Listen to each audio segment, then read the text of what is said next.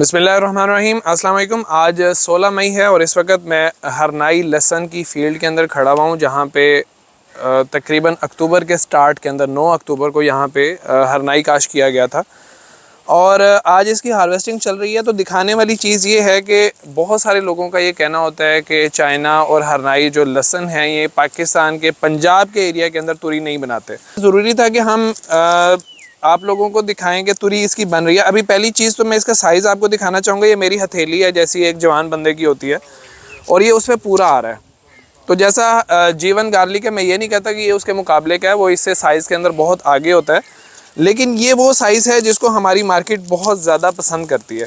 तो इसकी मैं आपको तुरी भी दिखाता हूँ आज कि कैसी बनी हुई है और इसका साइज़ आप लोगों ने देख लिया। ये मैं ये नहीं कहता कि ये सारे का सारा ऐसा होता है, लेकिन ये इसका मोटा साइज़ है। आपको छोटे वाला भी दिखाऊंगा और इसका एवरेज साइज़ भी आपको दिखाऊंगा। तो ये इसकी एक तुरी है, ठीक है। ये मैं आप उंगलियों की 2 उंगलियों की मोटाई के बराबर ये बनती है और इसकी लंबाई जो सी है वो तकरीबन 1.5 इंच के करीब होती है।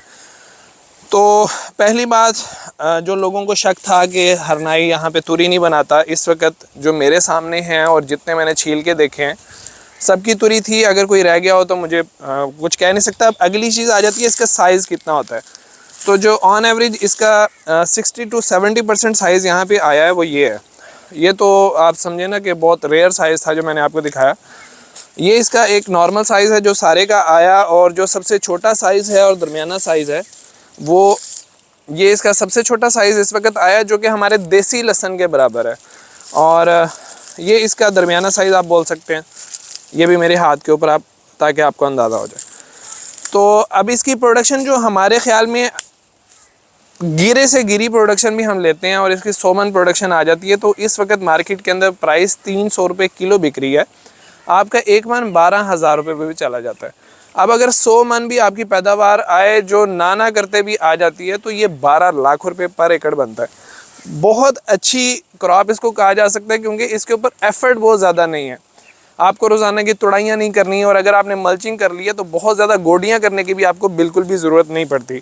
तो इसकी हार्वेस्टिंग हो रही है। इसको रखने के तरीके के बारे में बताऊंगा, लगाने के हवाले से भी थोड़ा सा मैं इस पर ज़रूर बात करूंगा इंशाल्लाह। यहाँ पे बात कर लेते हैं उन लोगों के बारे में जिन लोगों ने लहसन लगाया हुआ है, अब उसकी हार्वेस्टिंग कर रहे हैं और उनको समझ नहीं आ रही कि इसको स्टॉक किस तरीके से करना है। तो आपने जिस तरह से यहाँ पर लेबर फाड़ रही है उस तरह से फाड़ लेना है। फाड़ने से पहले अगर 4-5 दिन पहले आप उसको पानी लगा लेंगे, वत्तर अच्छा होगा, निकालना आसान रहेगा। उसके बाद आप इसको 1 दिन की धूप ऐसे ही लगवा दें फील्ड के अंदर। आपने सुबह को फाड़ना शुरू किया, शाम तक आप उसको फाड़ते रहें।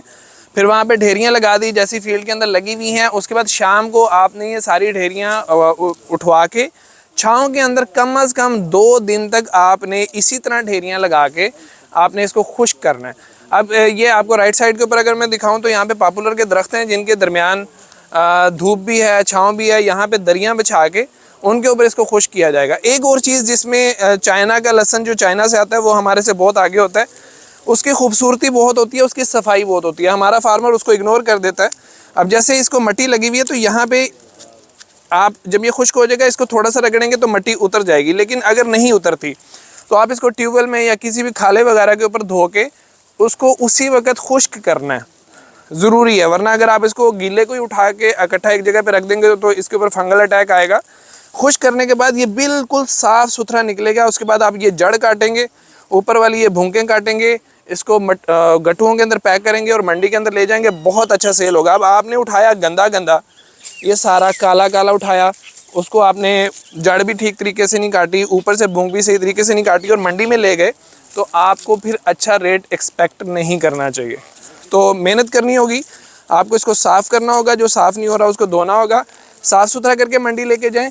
फिर 300 रुपये किलो रेट आप मांगेंगे तो कोई आपको ज़रूर देगा इंशाल्लाह। यहाँ तक तो बात होगी हार्वेस्टिंग की। 1 दिन की धूप आपने लगवाई, 2 दिन आपने छाँव में खुश किया। उसके बाद अब आप इसको स्टॉक करना चाहते हैं। जैसे इस साल रेट अच्छा लग रहा है, तो अगर बाहर से बहुत ज़्यादा एक्सपोर्ट नहीं होता तो पाकिस्तान के अंदर इसकी इंपोर्ट नहीं होता, पाकिस्तान के अंदर नहीं आता, तो उम्मीद है कि इसकी प्राइसेस और ऊपर जाएंगी। तो इसको देखते हुए अगर आप इसको स्टॉक करना चाहते हैं तो काट के स्टॉक नहीं करना, आपने इसको भूकों समेत स्टॉक करना है।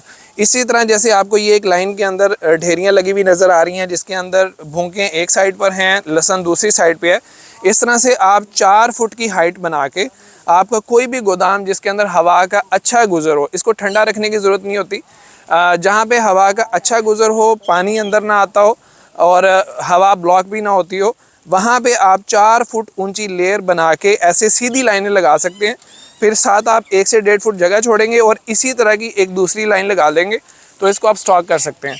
तो इस वक्त चिन्योट के अंदर जहाँ पे मैं मौजूद हूँ, ये हरनाई की बहुत अच्छी क्रॉप आई है। अभी हम इसका वज़न भी करेंगे इंशाल्लाह और उम्मीद है कि 150 मन के करीब हमें मिल जाएगा। तो अगर 150 मन आ जाता है तो प्राइस को देखते हुए ये बहुत अच्छा मुनाफा है। तो अगर मेहनत की जाए तो उसका फल ज़रूर मिलता है। यहाँ पे एक चीज़ मैं जिक्र करना चाहूँगा कि लहसुन जिन ज़मीनों के अंदर, पक्की ज़मीनों के अंदर लगाया जा रहा है, वहाँ पे कामयाब नहीं हो रहा।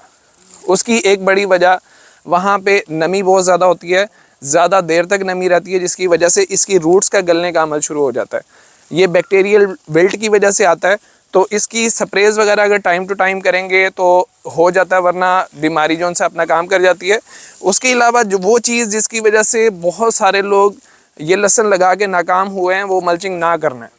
मैंने लोगों को बहुत ज़्यादा इस बात पे ज़ोर दिया था कि अगर आप हरनाई लगा रहे हैं तो टाइम का ख्याल रखें कि अक्टूबर का फर्स्ट वीक, और दूसरी चीज़ मल्चिंग ज़रूर करें। जिन लोगों ने मल्चिंग की है उनकी पैदावार ऐसी आई है, जिन्होंने मल्चिंग नहीं की उनकी बाज़ जगहों पे तुरी नहीं बनी, या बनी है तो साइज़ ऐसा नहीं बना।